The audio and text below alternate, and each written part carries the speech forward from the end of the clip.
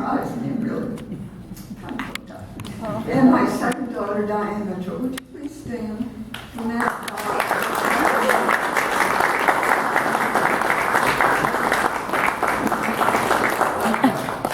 I will tell you a story. It's not going to be about blood and guts, but it's a story about a Navy nurse, what it was like to be a Navy nurse during World War II. I graduated from the Buffalo General Hospital in Buffalo, New York, in the fall of 1943. As you know, the war was in full force.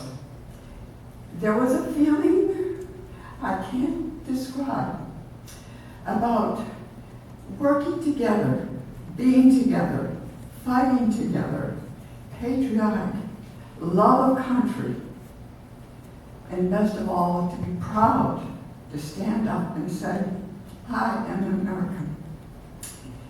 I was just 21, and every corner of every drugstore was Uncle Sam pointing, I want you, I need you.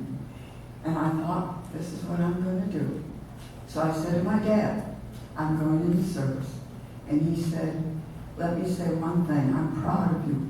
But if you go in the service, do not go in the Army Nurse Corps. Because my dad was a private first class during World War I. He served in the trenches in France, was gassed with mustard gas during the fight of the Meuse-Argonne forest. After the armistice in 1918, he spent 1 year in an Army hospital before he returned to the United States. He said, go in the Navy, it's good duty. So I did. I applied. I was turned down. You know, I was overweight. They were very fussy. I was overweight, so I went back and I went on a diet and reapplied. And I was accepted. I was commissioned an ensign in the United States Navy in 1944.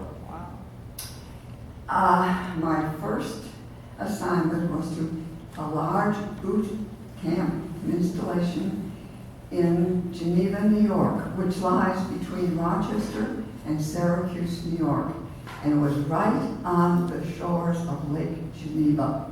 It was March of 1944.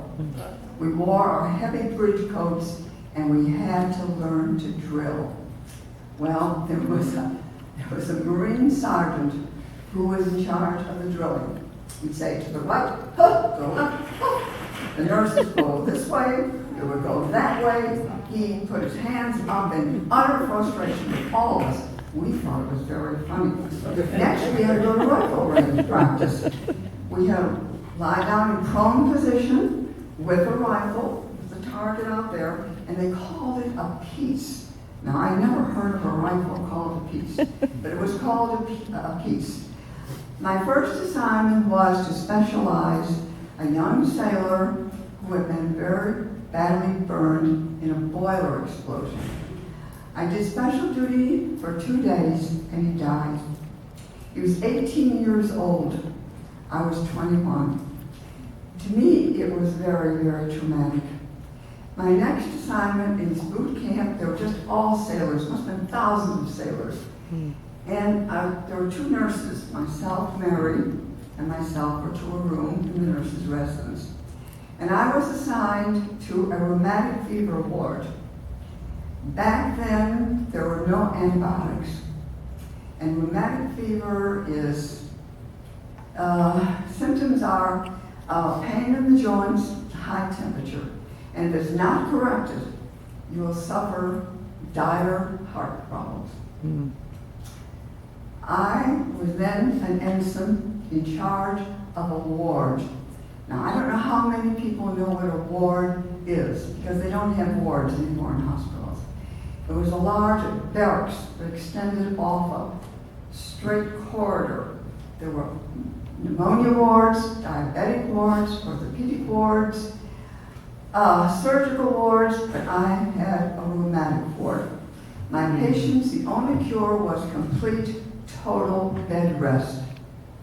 I had 2 corpsmen with me. The corpsmen are the backbone of the Navy. They're the ones that go out on the destroyers. And they said, you know, we have captain's inspection every Saturday. Do you know that? And I said, no. In 1 week, I had to learn a whole new vocabulary. The floors were now decks. The walls were bulkheads. The stairs were ladders. If you wanted any special for leave, you had to sign a chit. C-H-I-T. A chit. The dining room is now the mess hall. You didn't know, no longer nurses' notes. We would take temperatures all the time on all patients. In our ward, we had 10 soldiers on one side, maybe 10 on the other. We were in the middle. I was 21 in charge of these 21 sailors. No more nurses' notes. You logged in. The time was different. 1500, 1600. That was all different. So in no time, it was a whole new vocabulary. And on Saturday, the corpsman said to me, you know, we have captain's inspection. And I said, well, really, what is that? Oh, the captain comes in. He wears white gloves. He has a corpsman to his right. The corpsman has a white linen towel on his arm and carrying a flashlight. And when they look up on the ceiling or in the door jams or anything on the bed, we are restricted, including the nurse in charge, all the corpsmen, for the whole weekend. No liberty. So he said, I said, they were very, very strict about the decks. The decks had to be buffed. We did everything to get the corpsmen to get a buffer, to get those decks shining. Those decks meant everything. They had to shine. But then he said, nurse, have you checked the heads? And I said, the heads? Well, we had spent 3 months as a student nurse in a psychiatric hospital in Buffalo, New York, and we checked the patient's heads periodically.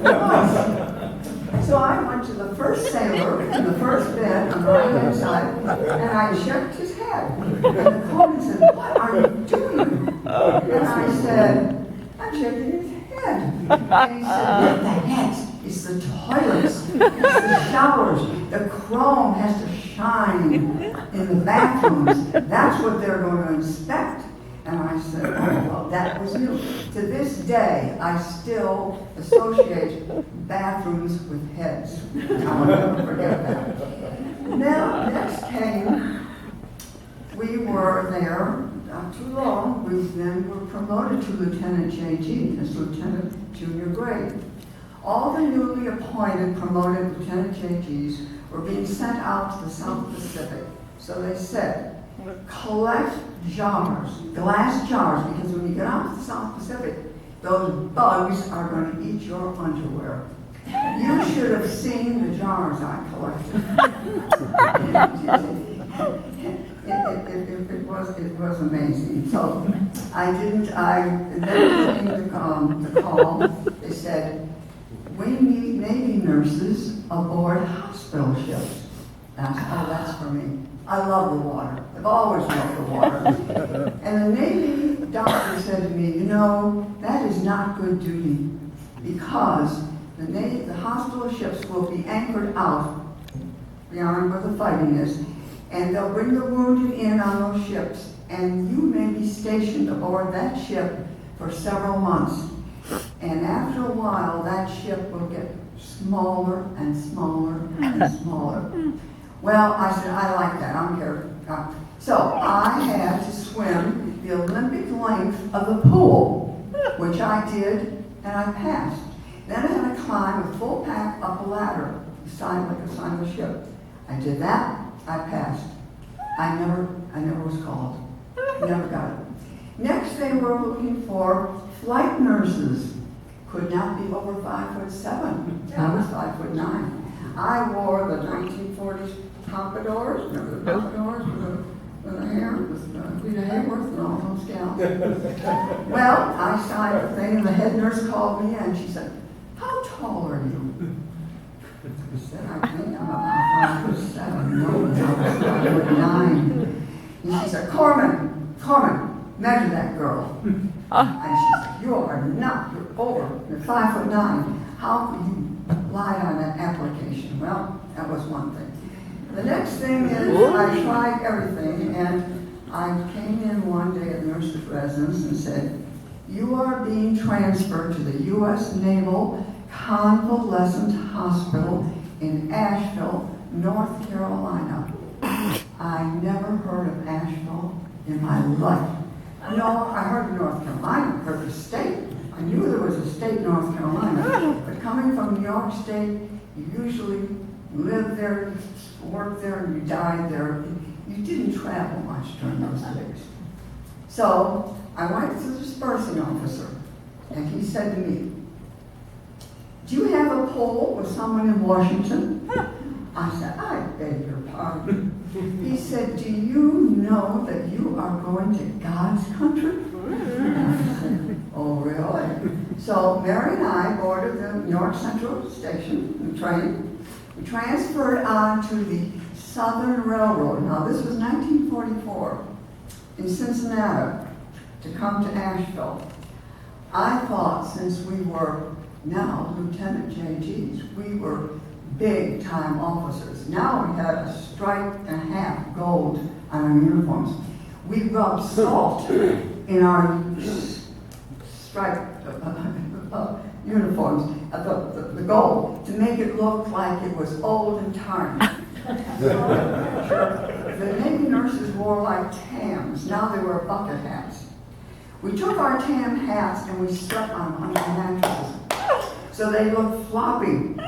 We were 21 and we wanted to look like old salts. We boarded that Southern Railroad train in Cincinnati for Asheville. Since we were Lieutenant JG officers, we were very taken with our rank. I thought we would have sleeping accommodations. What did we have? We had an old troop train that must have been used during World War I. It had a pot-bellied stove in it because it was January of 1944. We arrived at the depot, the old depot. I don't know how many of you remember the old depot. It wasn't that grand, on Depot Street. And there stood a United States Navy big van truck, bus, U.S. Navy, to pick up 2 nurses. The Naval Hospital was at Appalachian Hall. I don't know how many of you know. It's in Kenilworth, go up Caledonia Street. And there's it used to be, Kenilworth used to be an inn before World War I. During World War I, it was used as an army hospital. Converted back to a Kenilworth inn. During the war, the Navy took the entire hospital over. Must have had about 150 patients. It was a convalescent hospital. We had there Marines, we had Navy flyers, and we had sailors. They were all ambulatory, on crutches, canes, but they were all moving. And it was happy. It was a wonderful place to come to, happy, because they knew they were not going back to duty, not going back to active duty. So we got there, and the chief nurse said, I want you new nurses to know 2 rules. Number 1, if I ever catch you or hear of you dating an enlisted man, you will be put on captain's report. Secondly, there is a warehouse called the Plantation on the River Road, which still stands to this day.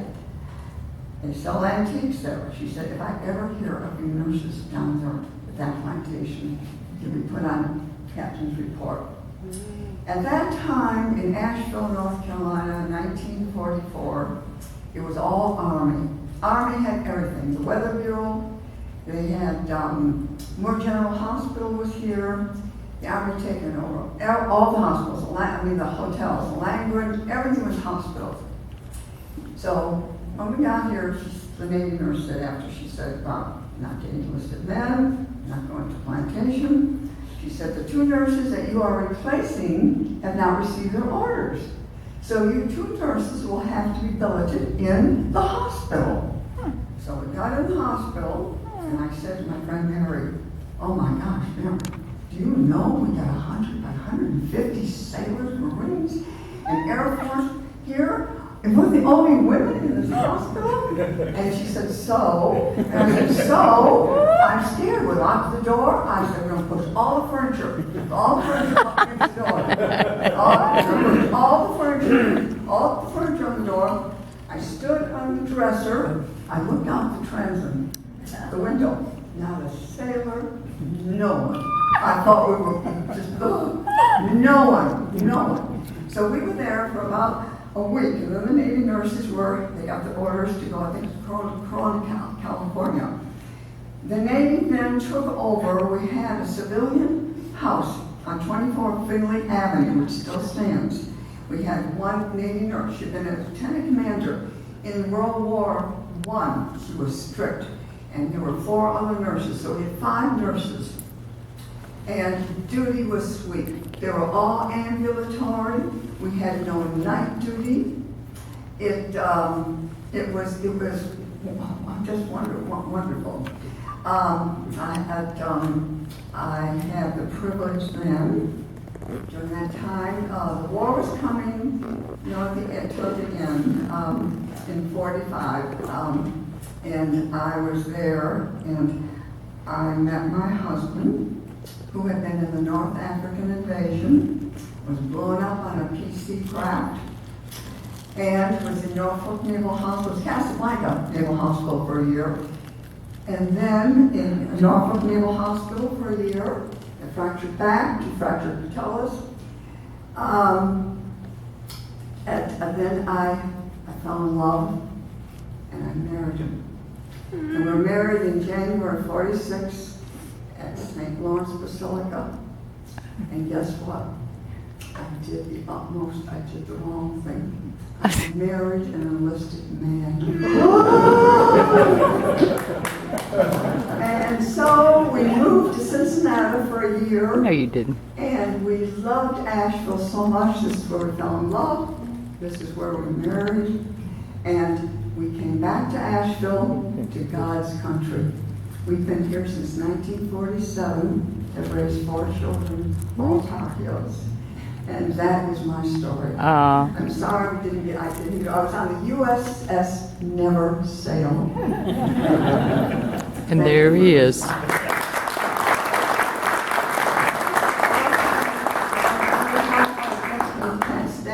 There's my husband. We've been married 69 years.